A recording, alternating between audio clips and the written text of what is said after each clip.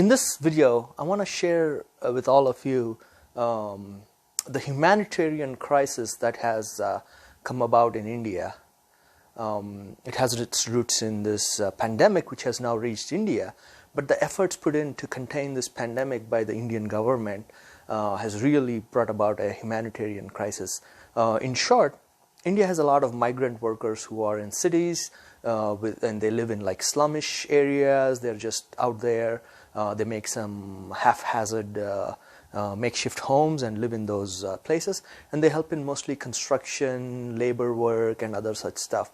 Indian government has put a lockdown, a complete lockdown with a curfew, nobody on the streets, kind of a lockdown for 3 weeks, with no measures taken to account for what would happen to these migrant workers. They live on daily wages. If there is no wage, they don't have any money. And the lockdown also means that they can't actually go to the grocery store and buy anything, or go to they just can't get on the street. And these are some of those people who, on account of earning daily wages, have no stockpile of, or they don't have a pantry stocked with food or whatnot. So what this has done is, these migrant workers and laborers, mostly from the lower castes, because they are the ones who are in these survival jobs, have no means to stay in place and take care of themselves. So their other option is they want to go back home from where they came, the villages and the surrounding areas from the city.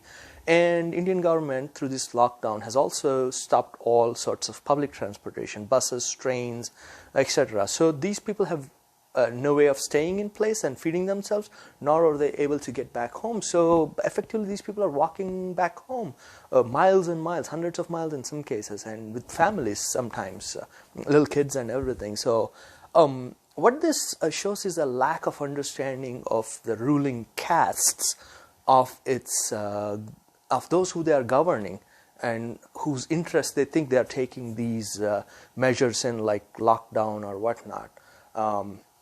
This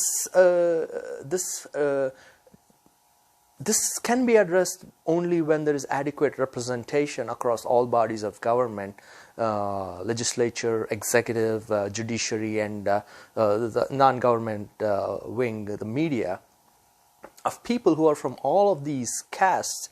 But otherwise these issues are going to happen on again and again.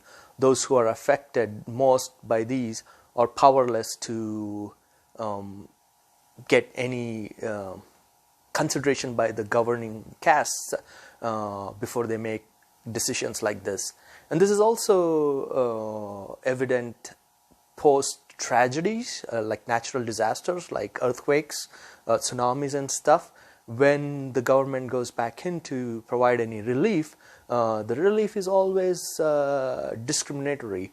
Privileged castes get a better deal out of this, and depressed castes, scheduled caste, the tribals and others always get a raw deal out of it. So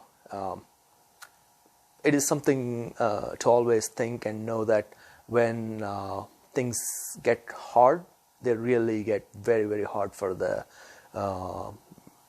backward castes and untouchables and Adivasis.